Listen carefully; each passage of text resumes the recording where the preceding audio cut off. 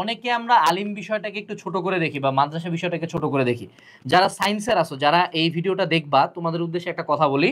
আমার মনে হয় যারা মাদ্রাসা লাইনে বা আলিম লাইনে পড়াশোনা করছে, তারা তোমার চেয়ে দ্বিগুণ তিনগুণ বেশি পড়াশোনা করে। কেমনে করে জানো? আমি আমি নিজেও জানতাম না। আমরা যখন এই সেগমেন্ট চালু করছি, মিটিং টিটিং হয়েছে, তখন ধীরে ধীরে জানতে পারছি। তো তুমি একটা জিনিস চিন্তা করো, ধরো সেটা হচ্ছে তুমি এইচএসসি সায়েন্সে পড়ো, হ্যাঁ, তুমি কি বলতেছো? Bangla, English, ICT, physics, chemistry, math, biology, এই তো চারটা, এই 7টা সাবজেক্টে ডান। এখন যারা ওদের সায়েন্সে পড়তেছে, ওরা তোমার এই প্রত্যেকটা সাবজেক্ট পড়বে, প্রত্যেকটা সাবজেক্টের পরীক্ষা দিবে ইন্ডিভিজুয়ালি। এমন না যে ওর জন্য ডিফারেন্ট কোনো ট্রিটমেন্ট আছে, ওর কোশ্চেন সহজ হয়, এরকম কিচ্ছু না। এগুলার পরে এবার ও তার গ্রুপ সাবজেক্টগুলা পড়বে। গ্রুপ সাবজেক্টের মধ্যে আছে হলো কুরআন, হাদিস, আরবি, ফিকো, ইসলামের ইতিহাস, বালাগাত, মান্তিক। অর্থাৎ তাদের গ্রুপ সাবজেক্ট আরো 1 2 3 4 5 6, অর্থাৎ এক্সট্রা আরো 6টা সাবজেক্ট সে পড়াশোনা করে, তোমার সাথে কম্পিট করে, এক্সট্রা 6টা সাবজেক্টও কম্পিট করে, এবং তারা সাকসেসফুলি এগুলো পাশ করেও চলে যায়। ঠিক আছে? তুমি জাস্ট চিন্তা করো, অর্থাৎ তুমি 7টা সাবজেক্ট নিয়ে কানতেছো, সে লিটারালি 13টা সাবজেক্ট সাকসেসফুলি পারো করে। এবং তুমি চিন্তা করো, তোমার এই 7টা সাবজেক্টের কতগুলা টিচার, কত শত টিচার, কত শত গাইড, কত শত ম্যাটেরিয়ালস। কয়টা টিচার দেখছো অনলাইনে এইচএসসি কুরআন পড়ায়, আরবি পড়ায়, ইসলামের ইতিহাস পড়ায়, ফিকহ পড়ায়। তুমি জাস্ট চিন্তা করো, কম্প্রিহেন্ড করো যে তারা তোমার চেয়ে বেশি, কত বেশি হার্ড ওয়ার্কিং, কতটা ব্রেন রাখে। এবং এদের মধ্যে আরো একটা অ্যাস্টনিশিং ফ্যাক্ট, যে এই যে তাদের যে আরবি সাবজেক্টটা আছে, এই সাবজেক্টটার মানে 99% কোশ্চেন হয় শুধু আরবিতে, অ্যান্সারও করতে হয় আরবিতে। অর্থাৎ সে লিটারাল একটা থার্ড ল্যাঙ্গুয়েজ, যে টোটাল লিখবে, টোটাল পড়বে, টোটাল অ্যান্সার করবে। তুমি চিন্তা করো, তোমার যদি ম্যাথ কোশ্চেনটাই আমি শুধুমাত্র ইংলিশে করে দেই, তুমি পাগল হয়ে যাবা, অসুস্থ হয়ে যাবা, তুমি পারবা না, পাস মার্ক উঠবে না। সেখানে তারা একটা কমপ্লিট ডিফারেন্ট ল্যাঙ্গুয়েজে প্রিপারেশন নিচ্ছে। সো আমার মতে যদি জেনারেল লাইনের মানুষজন হয় এক, আমার মনে হয় আলিম লাইনে পাশ করা মানুষজন তোমার চেয়ে 100 গুণ বেশি এফোর্ট দিয়ে যাচ্ছে। এবং এমন না যে তাদের কাছে, দেখো তাদের কাছে যেমন এই ইসলামিক লাইনে যাওয়ার একটা বড় অপশন আছে, কারণ তারা এইটাতে এক্সপার্ট হচ্ছে, এবং তারা তো জেনারেল সাবজেক্ট পড়তেছে। এমন তো না যে তারা সায়েন্স পড়তেছে না, এমন তো না যে তার ফিজিক্স কোশ্চেন আলাদা হচ্ছে, এমন তো না যে তার ফিজিক্সের পাস মার্ক আলাদা, বা তাকে ফিজিক্সে হয়তো 70 পেলে প্লাস দিচ্ছে, কিচ্ছু না। সো তাদের কাছে দুইটা অপশনই থাকে। এই জন্য দেখা যায় যেটা ঢাকা বিশ্ববিদ্যালয় একটা বড় অংশ এখান থেকে আসে, বিভিন্ন বিশ্ববিদ্যালয়ে এই লাইনের মানুষজন যাচ্ছে। ঠিক আছে? সো তাদেরকে কখনো আমি জাস্ট একটা মেসেজ দিতে চাই, যে এই যে একটা ব্যাপার আছে না সমাজে, আরে হুজুর, আরে হুজুর কি জানে, ও হুজুর শুধু ওই আয়াতের জন্য না, হুজুর তোমার চেয়ে 3 গুণ 4 গুণ বেশি পড়াশোনা করে হুজুর হচ্ছে।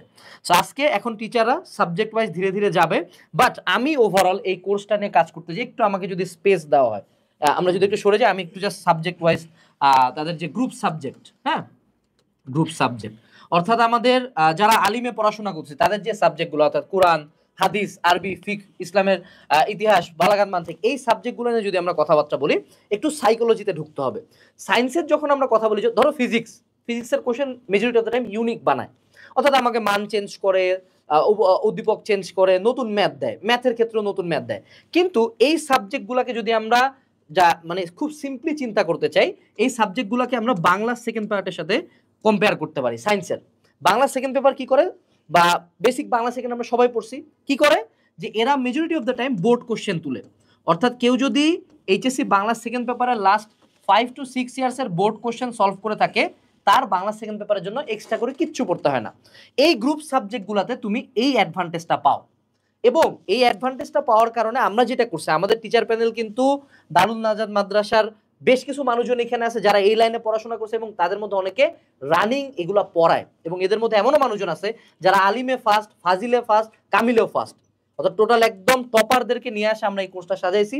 এবং এর বাইরে তুমি দেখো, এখন এই টিচাররা যেটা করবে, যে আমাদের এইটুকু গ্যারান্টি থাকবে যে এই স্লাইড থেকে যে কোশ্চেনগুলো আসবে, স্লাইডে আমরা যা পড়াইছি এর বাইরে ইনশাআল্লাহ অ্যাটলিস্ট কোনো কোশ্চেন আসা পসিবল না, বাট যদি আসলে আমরা অ্যাটলিস্ট 80% প্লাস আমরা গ্যারান্টি দিতে পারতেছি।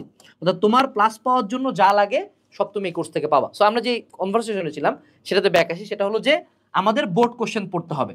সো যারা আমরা আলিম লাইনে পড়াশোনা করতেছি, এই যে সাবজেক্টগুলো, গ্রুপ সাবজেক্টগুলো, এগুলোর জন্য আমরা টেস্ট পেপার, মেডিজি বা গাইড যেগুলো আছে, যেখান থেকে any source, find any source যেখানে আমার বোর্ড কোশ্চেন্স আছে, এই বোর্ড কোশ্চেনগুলো যখন আমরা সলভ করে ফেলবো, সেগুলো করলে হয়। যেমন যদি আমরা হাদিসের কথা বলি বা ইসলামের ইতিহাসের কথা স্পেসিফিক্যালি যদি বলি, আমার এখানে খালিফাদের জীবনী থেকে বেশ কিছু কোশ্চেন আসতেছে, উসমানীয় আমল থেকে বেশ কিছু কোশ্চেন আসতেছে। এই যে আমি দুইটা টপিক আমি সায়েন্সের মানুষে বলতে পারতেছি, কোর্স বানাইতে যাই, অর্থাৎ তার মানে এই কোশ্চেনগুলা প্রচুর পরিমাণে রিপিট হয়, প্রচুর।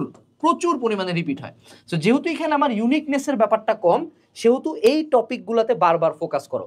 আলিমদের পোলাপানকে তোমাদের স্পেসিফিক প্রত্যেকটা সাবজেক্ট নিয়ে আমাদের ইনস্ট্রাক্টররা বলবে, বাট আমি ওভারঅল আমার অবজারভেশন থেকে আলিম কোর্স বানাইতে যায় যে লার্নিংটা পাইছি সেটা তোমাদের সাথে শেয়ার করলাম। আর বাকি গ্রুপ সাবজেক্টগুলো তো তুমি পড়বে, বাকি কোন সাবজেক্ট কেমনে পড়বা আমি প্রত্যেকটা নিয়ে ভিডিও দিছি, physics, chemistry, math, biology, Bangla, English, ICT.